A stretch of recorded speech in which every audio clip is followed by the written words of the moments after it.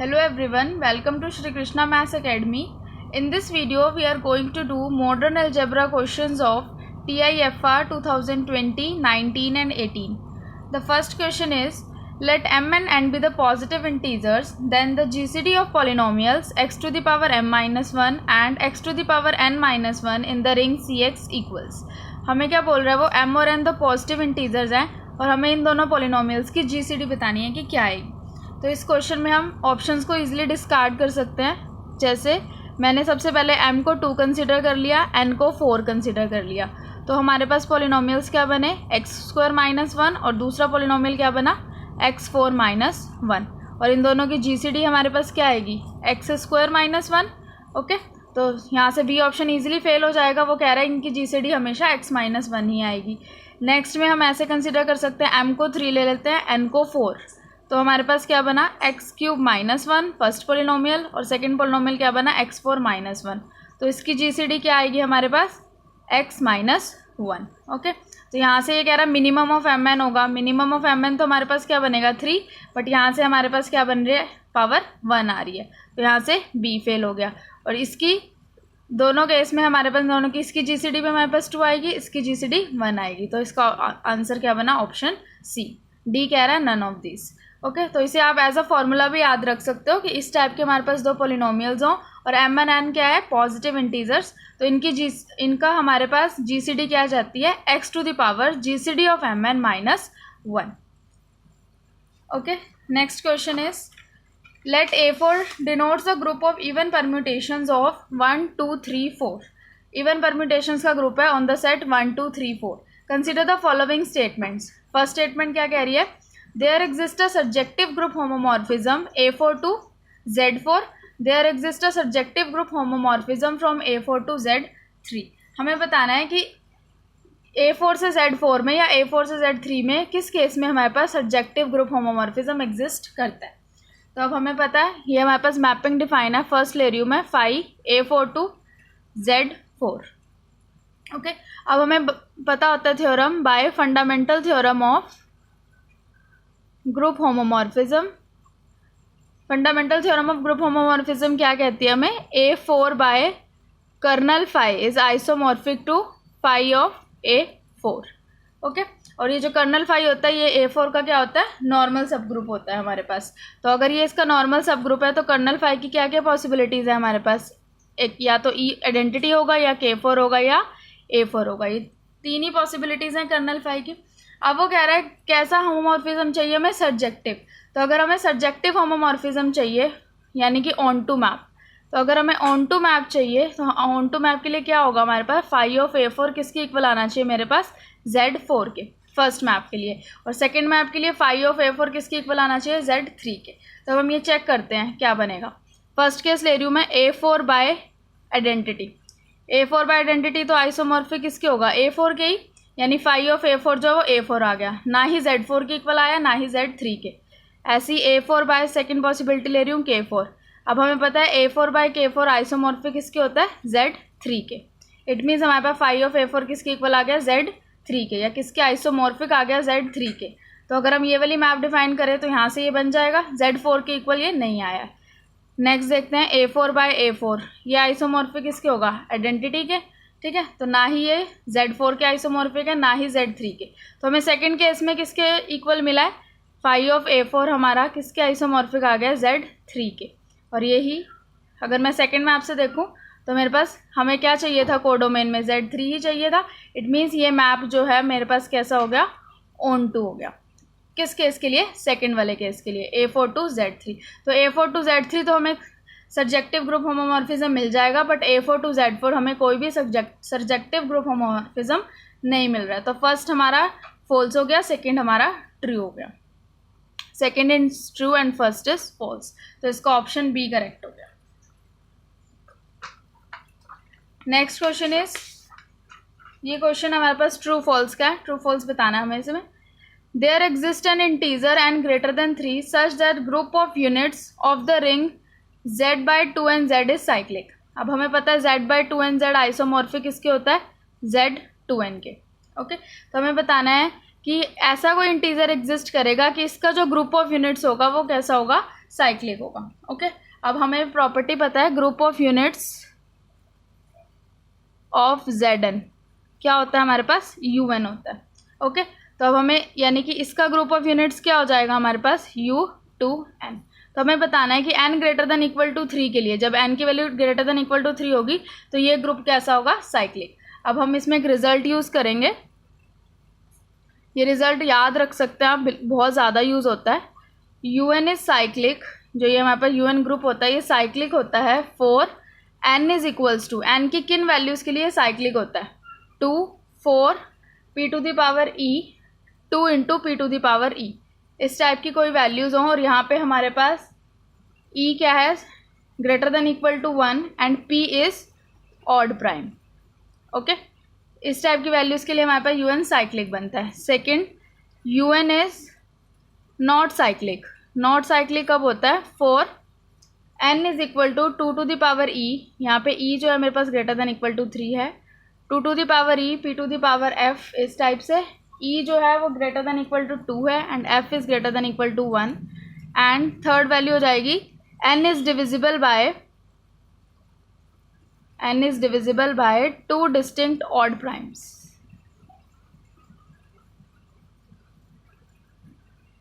Okay, तो अगर इनमें से कोई वैल्यू आ गई n की तो वो क्या हो जाएगा, नॉट साइक्लिक। अब हम देखें तो हमारे पास वो क्या किस टाइप से बोल रहा है, 2 टू द पावर n है हमारे पास और n 3 से बड़ा है, तो ये इस टाइप की फॉर्म आ गई, 2 टू द पावर e और e जो है वो 3 से बड़ा है, तो हमारे पास ये कैसा ग्रुप होगा, नॉट साइक्लिक। तो उसने बोला है कि वो साइक्लिक होगा, तो ये स्टेटमेंट कैसी होगी हमारे पास, फॉल्स।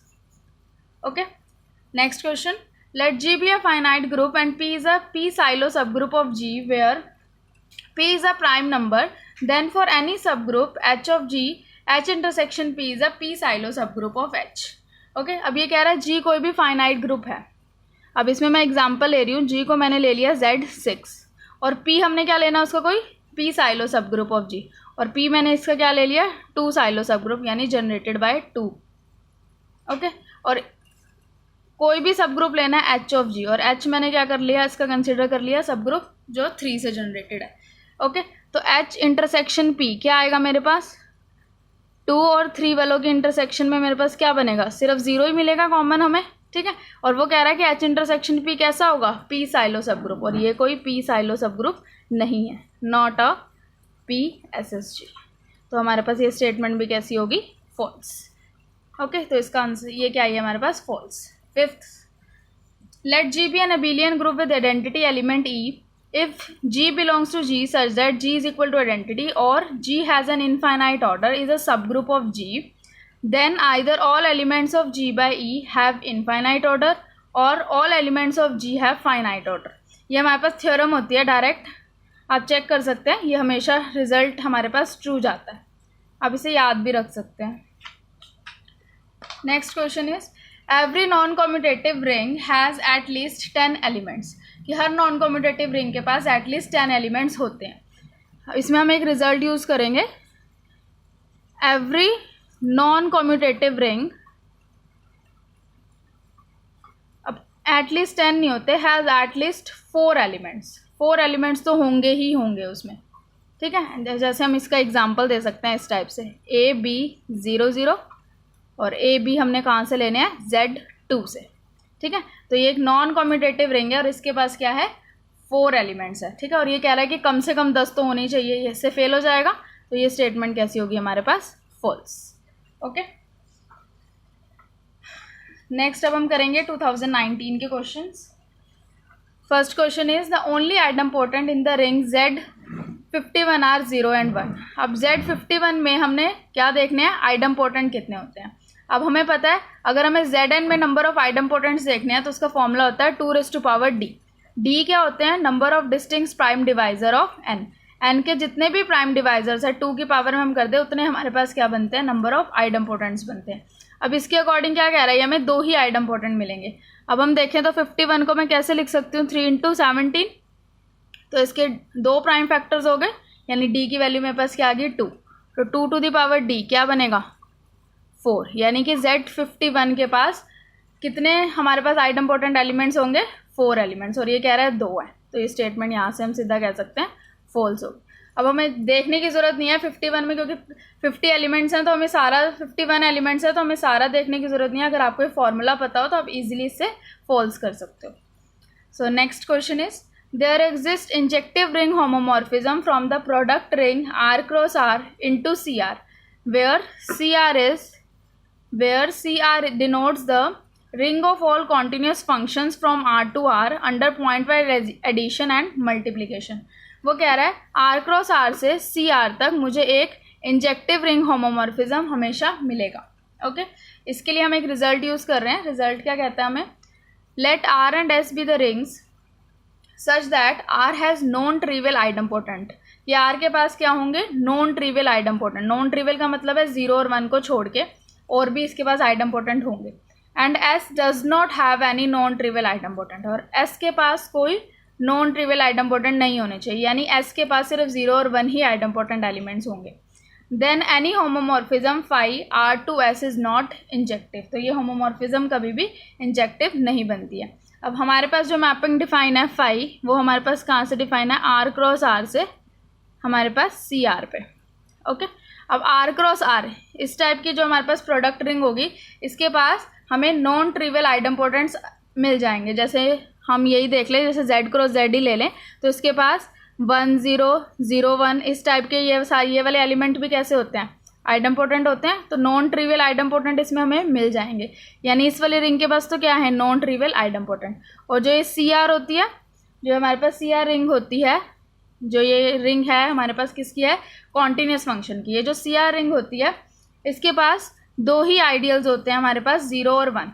इट मीन्स जैसे मैं F कोई भी CR से कंसिडर करूं तो मुझे क्या चाहिए कि F² x जो है वो f of x के इक्वल हो 4 all x। तो this is true if f is equals to either 0 और 1। तो ये तभी ट्रू होगा f 0 या 1 हो, यानी इसके पास नॉन ट्रिवियल आइडम्पोटेंट नहीं होते हैं। ओके, यानी कि अब हम इस रिजल्ट का यूज़ कर सकते हैं। तो ये जो मैपिंग होगी हमारे पास, ये कैसी होगी, नॉट इंजेक्टिव। ओके, और वो कह रहा है कि इंजेक्टिव मैप एग्जिस्ट करेगा, तो ये स्टेटमेंट हमारे पास कैसी होगी, false. Okay, let's do the next question. Question 3, the ring Rx by x5 + x - 3 is an integral domain. वो कह रहा है ये जो रिंग डिफाइन कर रहा है ये हमारे पास क्या बनाएगी, ID बनाएगी। ओके, अब हम इसमें 2 रिजल्ट्स का यूज़ करेंगे। फर्स्ट रिजल्ट क्या कहता है, अगर R मेरे पास कोई CRU है, commutative ring with unity, then any ideal I is prime ideal if and only if R by I is an ID। Okay, तो अगर हमारे पास I प्राइम आइडियल हो जाए तो R बाय I क्या बना देती है, ID। और एक और रिजल्ट होता है, F be a field then any polynomial fx belongs to capital F of x is irreducible if and only if ideal generated by fx is prime ideal। अगर ये पोलिनोमियल कैसा हो, इरिड्यूसिबल है, तो उससे जो जनरेट होने वाला आइडियल है वो कैसा होता है, प्राइम आइडियल होता है। तो अब हम यहाँ से चेक करें तो हमारे पास पोलिनोमियल क्या है, x⁵ + x - 3। अब हमें पता है ये ऑड डिग्री का पोलिनोमियल है, और every polynomial of odd degree has at least 1 real root. Polynomial odd degree के हो तो उसके पास एटलीस्ट 1 रियल रूट तो होगा ही होगा, यानी ये पोलिनोमियल कैसा हो गया, रिड्यूसिबल होगा इन R। ठीक है, तो R में ये कैसा हो जाएगा, R की बात कर रहे हैं हम, तो पोलिनोमियल कैसा हो गया हमारे पास, रिड्यूसिबल। इस मीन्स इससे जो आइडियल जनरेट होगा हमारे पास x5 + x - 3 से is not prime ideal. Okay, तो अगर वो प्राइम आइडियल ही नहीं है तो हम यहाँ से फर्स्ट रिजल्ट का यूज़ करें, तो प्राइम आइडियल नहीं है तो R बाय I जो है वो क्या होता है, ID भी नहीं होगा, और वो कह रहा है ये ID होगा। तो ये रिजल्ट हमारे पास क्या हो गया, फॉल्स। ओके, इजी था बिल्कुल। अब हमें ये पता है कि ये रिड्यूसिबल होगा और ये 2 रिजल्ट पता हो तो हम इजीली बता सकते हैं। Next question, given any group G of order 12 and any n that divides 12 there exist H subgroup H of G of order n। It means ये हमें क्या कह रहा है कि अगर हमारे पास कोई भी ग्रुप है ऑर्डर कितने का, 12 का, और उसको कोई भी n डिवाइड करता है तो उतने ऑर्डर का हमें हमेशा सब ग्रुप मिलेगा ही मिलेगा। इसका बहुत प्रोनाउंस्ड हम यूज़ करते हैं। हमारे पास ग्रुप होता है A4 का ऑर्डर हमारे पास क्या है, 12, और 6 जो है इसको डिवाइड करता है, but there does not exist any subgroup of order 6। ठीक है, तो ये हमें याद होना चाहिए, इससे काफ़ी हमारे पास स्टेटमेंट जो है हम डिस्कार्ड कर सकते हैं। तो हमारे पास ऑर्डर 6 का इसमें कोई भी सब ग्रुप एग्जिस्ट नहीं करता। हाँ, अगर कोई प्राइम नंबर होता है वो ऑर्डर को ग्रुप के ऑर्डर को डिवाइड करे तो हमारे पास उतने ऑर्डर का सब ग्रुप हमेशा एग्जिस्ट करता है। एनी एन के लिए नहीं ये रिजल्ट होता, ये रिजल्ट हमारे पास प्राइम के लिए होता है। ठीक है, तो एनी एन के लिए हम इजीली यहाँ से फेल कर सकते हैं। तो ये स्टेटमेंट हमारे पास क्या होगी, false. Next is let H and N are the subgroups of G, N is normal subgroup of G. If orders of G by N and H are relatively prime then H is necessarily contained in N. ये हमारे पास एक theorem है, आप इसका proof कर सकते हो। मैं प्रूफ बता देती हूँ इसका कैसे होगा। क्या कह रही है हमें, एच एक सब ग्रुप है जी का, एन भी एक सब ग्रुप है जी का। ये सब ग्रुप की नोटेशन है, बट एन जो है वो नॉर्मल सब ग्रुप है जी का। Order of G by N मैंने एम ले लिया, ऑर्डर ऑफ एच एन ले लिया, और ये हमें क्या बोला उसने, रिलेटिवली प्राइम है, को प्राइम है, इसका मतलब इनकी जीसीडी क्या होगी, 1। तो हमने क्या प्रूफ करना है, एच जो है वो एन में कंटेन होगा। ओके, तो सबसे पहले इस टाइप से हमें प्रूफ करने के लिए क्या करना पड़ता है, एच को एक एलिमेंट कंसिडर किया इस एच से। अब एच तो क्या है, subgroup of G, it means ये एच जो है मेरे पास जी में भी बिलोंग करेगा। तो अगर एच जी को बिलोंग करता है तो एच एन इस टाइप का एलिमेंट हमारे पास क्वोशंट ग्रुप को बिलोंग करेगा, जी बाई एन को। अब इसमें हम एक रिजल्ट यूज़ करेंगे कि अगर हमारे पास कोई एलिमेंट है ग्रुप का, तो उस एलिमेंट की अगर मैं पावर में क्या लिख दूँ, उस ग्रुप का ऑर्डर, तो वो हमेशा क्या देता है, ग्रुप की आइडेंटिटी देता है। ओके, तो अगर यही चीज़ मैं इसमें लगाऊँ तो एच एन की पावर में अगर मैं order of G by N लिखूँ तो मेरे पास ग्रुप की आइडेंटिटी यानी जी बाई एन की आइडेंटिटी क्या देगा, वो मुझे एन। यहाँ पे जो मैं ग्रुप लेके चल रही हूँ वो उस ग्रुप की आइडेंटिटी मल्टीप्लिकेशन के रिस्पेक्ट में ले रहे हैं हम, मल्टीप्लिकेटिव आइडेंटिटी क्या है इसकी, 1 है। ओके, तो जी बाई एन की आइडेंटिटी मेरे पास क्या होगी, एन। तो यहाँ से क्या आ गया, एच एन, और इसके ऑर्डर मैंने क्या माना था, M. H N raised power M जो है वो एन के इक्वल आ गया, फर्स्ट इक्वेशन। अब एच एन की पावर एन निकालते हैं, एन क्या है, ऑर्डर ऑफ एच, तो इसको ऐसे लिख सकते हैं H to the power N into N. तो H to the power N, इसमें वही लगाएंगे कि एच अगर हमारे पास कोई एलिमेंट है किसका, एच का, तो एच की पावर में अगर मैं ऑर्डर ऑफ एच लगाऊं तो वो क्या देगा, एच की आइडेंटिटी। अब एच की आइडेंटिटी भी क्या होगी, एच तो सब ग्रुप है जी का, तो अगर इसकी मल्टीप्लिकेटिव आइडेंटिटी 1 है तो एच की भी मल्टीप्लिकेटिव आइडेंटिटी 1 होगी, यानी इसकी वैल्यू भी क्या आ गई मेरे पास, एन। अब इन दोनों इक्वेशन से हम इसको ऐसे लिख सकते हैं, एच एन, अब इन दोनों की जीसीडी ये भी किसकी इक्वल होगी, एन के। अब इनकी जीसीडी क्या है, 1, यानी एच एन मेरे पास किसकी इक्वल आ गया, एच के, यानी एच बिलोंग कर गया एच में, एच बिलोंग कर गया एन में, यानी एच मैंने उठाया कहाँ से था, एच में से, और ये लास्ट में शो किस में कर दिया, एन में, यानी H is contained in N. तो ये रिजल्ट जो है एज अ रिजल्ट होता है हमारे पास, तो ये हमारे पास ट्रू है। Okay, let's do the next question, question 6। If every proper subgroup of infinite group is cyclic then G is cyclic. कि अगर हर प्रॉपर सब ग्रुप एक इनफाइनाइट ग्रुप का साइक्लिक है तो ग्रुप भी साइक्लिक होगा। इसके लिए हम एग्जाम्पल लेंगे, मैं ग्रुप इस तरह से लिख रही हूँ, एक group a by 2 to the power k, जहाँ पे a है कोई इंटीजर और k हमारे पास बिलोंग कर रहा है नेचुरल नंबर से। ओके, k हमारे पास नेचुरल नंबर से बिलोंग कर रहा है। तो ये हमारे पास कैसा ग्रुप है, इनफाइनाइट ग्रुप है, और कैसा है, नॉन साइक्लिक, और लेकिन इसके सारे सब ग्रुप्स whose all सब ग्रुप्स आर साइक्लिक, लेकिन इसके सारे सब ग्रुप्स हमारे पास कैसे हैं, साइक्लिक हैं। तो वो क्या कह रहा है कि अगर मैं एक इनफाइनाइट ग्रुप लूँ उसके सारे सब ग्रुप साइक्लिक हो तो जी साइक्लिक होगा, पर हमारे पास एक ऐसा एग्जाम्पल है, मतलब इनफाइनाइट ग्रुप है, ये नॉन साइक्लिक है, इसके सारे सब ग्रुप्स कैसे हैं, साइक्लिक। तो ये स्टेटमेंट भी हमारे पास कैसी होगी, फॉल्स।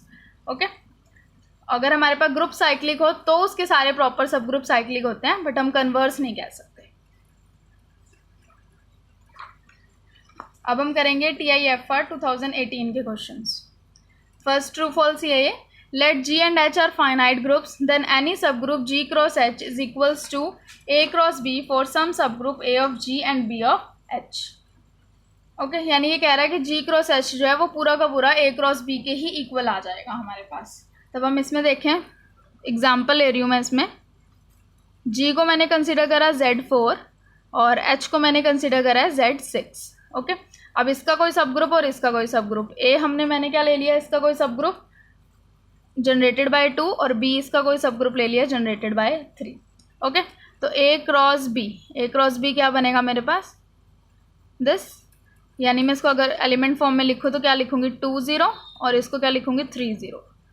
तो क्रॉस में लिखें तो इसमें एलिमेंट्स किस टाइप के आएंगे 2 3 2 0 0 3 और 0 0। इसमें तो ये 4 एलिमेंट्स आए। अब वो कह रहा है ये पूरा का पूरा ग्रुप G क्रॉस H के इक्वल होगा, और G क्रॉस H तो हमारे पास पूरा का पूरा क्या है Z4 क्रॉस Z6। इसमें और इसमें ये दोनों इक्वल तो नहीं है हमारे पास, ओके। और ये कह रहा है कि ये हमेशा इक्वल आएंगे, ऐसा नहीं है, तो ये स्टेटमेंट हमारे पास क्या होगी false. Next question, G be a finite group with normal subgroup H such that G by H has order 7, then G is isomorphic to H cross G by H, okay. अब G कोई finite group बोल रहा है, अब इस तरह से लेना है, इसका नॉर्मल सब ग्रुप क्या होना चाहिए H और G बाई H का ऑर्डर 7। इसके लिए मैं कंसिडर कर रही हूँ G को मैंने ले लिया Z49, ओके, और H इसका कोई नॉर्मल सब ग्रुप था तो वो मैंने क्या कंसिडर कर लिया जनरेटेड बाय 7। ये क्यों लिया, क्योंकि order of G by H हम यहाँ से इजीली बता सकते हैं, order of G by H हमारे पास क्या आएगा 7 आएगा। तो ये देख लेते हैं ये ग्रुप क्या बनेगा H cross G by H। अब H जो है हमारे पास जनरेटेड बाय 7, मतलब ये कोई ग्रुप होगा which is isomorphic to Z7, और इसका ग्रुप ऑर्डर भी क्या है 7, मतलब ये वाला ग्रुप भी कुछ होगा which is isomorphic to Z7, यानी ये जो ग्रुप है मेरे पास आइसोमॉर्फिक होगा Z7 क्रॉस Z7 के, ओके। तो ये कह रहा है कि G जो ग्रुप है G मेरे पास क्या है Z49, वो इसके आइसोमॉर्फिक होगा।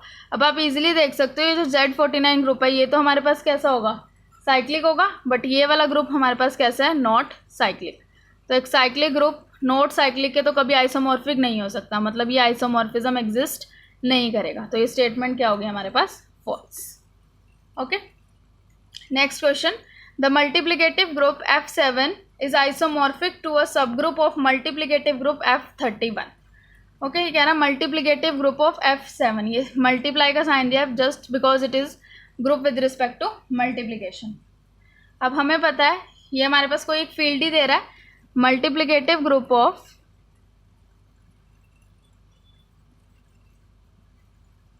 field with order p to the power n is isomorphic to z p to the power n minus 1। जो मल्टीप्लिकेटिव ग्रुप होता है वो उसके आइसोमॉर्फिक होता है। इट मीन्स F7 का जो मल्टीप्लिकेटिव ग्रुप होगा वो क्या बनेगा Z7 माइनस 1, यानी इसका जो मल्टीप्लिकेटिव ग्रुप बनेगा, इसका मल्टीप्लिकेटिव ग्रुप मेरे पास क्या बनेगा Z6, और इसका मल्टीप्लिकेटिव ग्रुप मेरे पास क्या बनेगा Z30, ओके। 31 माइनस 1 हो जाएगा ना Z30। तो ये कह रहा है ये जो मल्टीप्लिकेटिव ग्रुप होगा वो आइसोमॉर्फिक होगा इस सब group of multiplicative group of this, ठीक है। तो अब हमें पता है Z30 के पास 6 ऑर्डर के एलिमेंट्स तो हैं ही हैं हमारे पास, contains an element of order 6। It means ये Z6 जो है इसके आइसोमॉर्फिक होगा, सब इसके कोई सब ग्रुप के आइसोमॉर्फिक हमेशा होगा हमारे पास, ठीक है। तो ये रिजल्ट हमारे पास क्या है ट्रू। बाकी इसका एक रिजल्ट होता है, डायरेक्ट भी यूज़ कर सकते हो।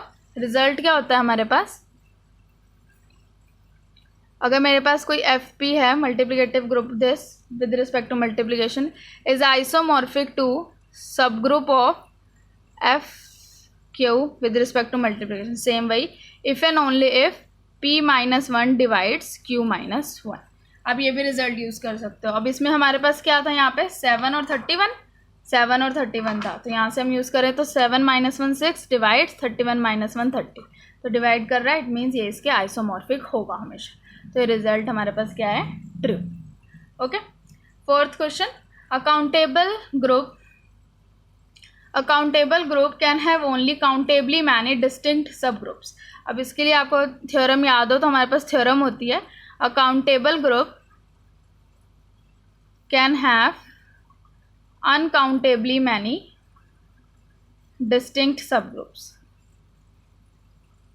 ओके। और ये कह रहा है कि काउंटेबल ही होंगे हमेशा, ये सिर्फ काउंटेबल की बात कर रहा है, बट हमारे पास थ्योरम क्या कहते हैं कि अनकाउंटेबली मैनी डिस्टिंक्ट सब ग्रुप्स भी हो सकते हैं काउंटेबल ग्रुप के पास, ठीक है। तो ये स्टेटमेंट हमारे पास क्या होगी false. Next, permutation group S10 has an element of order 30। S10 के पास 30 ऑर्डर का एलिमेंट होगा। अब इजीली चेक कर सकते हो, यानी कि हमें इस टाइप से परम्यूटेशन क्रिएट करनी है जिनमें जो भी एलिमेंट्स हम लिखें उनका सम क्या हो 10 और उनका LCM क्या आता हो 30। तो इस टाइप से हम लिख सकते हैं 2 + 3 + 5। अब इसको चेक करो तो इसका सम क्या आता है 10 और इनका LCM क्या है मेरे पास 30।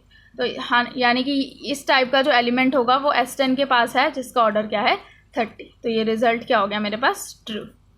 ओके, 6th क्वेश्चन ऑप्शन वाला ये, what are the last 3 digits of 2 to the power 2017। हमें इसकी लास्ट की 3 डिजिट्स बतानी है, क्या आएंगी। ठीक है, तो अब इसके लिए जब भी हमें लास्ट की 3 डिजिट पूछी हो, यानी कि हमें इसको डिवाइड करना है 1000 से। लास्ट की 3 डिजिट पूछे तो 1000 से, 2 पूछता तो हम 100 से डिवाइड करते। इट मीन्स कुछ इस टाइप से होगा ये। हमें निकालना है 2 की पावर 2017 इज कॉन्ग्रेंट टू, ये किसके कॉन्ग्रेंट है, अंडर मोड 1000 के। ठीक है, अब यहाँ से अब कैलकुलेशन वर्क इसमें थोड़ा ज़्यादा था। जैसे 2 to the power 10 हम क्या लिखेंगे, कॉन्ग्रेंट टू 24 mod 1000, फिर पावर 5 रेज करिए, फिर पावर 4 रेज करिए, अंडर 1000 का मॉड्यूलो हम इसमें लगाते रहेंगे। लास्ट में हमारे पास ये 3 रिजल्ट्स आए हैं। 2 to the power 2000 कॉन्ग्रेंट है 376 mod 1000, and 2 to the power 10 24 के, और 2 to the power 7 128 के। अब मुझे क्या बनाना था, 2 की पावर 2017, तो इन तीनों को आपस में क्या कर दिया, मल्टीप्लाई। इन तीनों को आपस में मल्टीप्लाई किया, मॉड्यूलो 1000 का अप्लाई किया, हमारे पास क्या आंसर आया 072। तो लास्ट 3 डिजिट्स हमारे पास इसकी क्या होगी 072। ऑप्शन देख लेते हैं, फर्स्ट ऑप्शन जो है इसका वो करेक्ट हो गया। Okay, next question is the number of rings of order 4 up to isomorphism is, यानी कि non isomorphic rings of order 4 हमारे पास कितनी मिलेंगी हमें। अब number of rings of order 4 हमारे पास कौन कौन सी होती है, Z4 होती है, Z2 cross Z2, Galois field of order 2 to the power 2, और एक इस टाइप की ring AB00, AB belongs to Z2। Okay, ये हमारे पास डिस्टिंक्ट रिंग्स बनती हैं ऑर्डर 4 की। जैसे ये हमारे पास एबिलियन है और साइक्लिक भी है। ये मेरे पास कैसी आ गई, नॉन साइक्लिक होगी। ये फील्ड होती है, और ये कैसी रिंग है, एक हमारे पास नॉन कॉम्यूटेटिव रिंग है ऑफ ऑर्डर 4। ठीक है, तो कितनी रिंग्स मिली हमारे पास, 4 रिंग्स मिली हमें। तो इसका ऑप्शन डी हमारे पास करेक्ट हो जाएगा। अगर आपको कोई भी क्वेरी है तो आप कमेंट बॉक्स में कमेंट करके पूछ सकते हैं। Thank you everyone.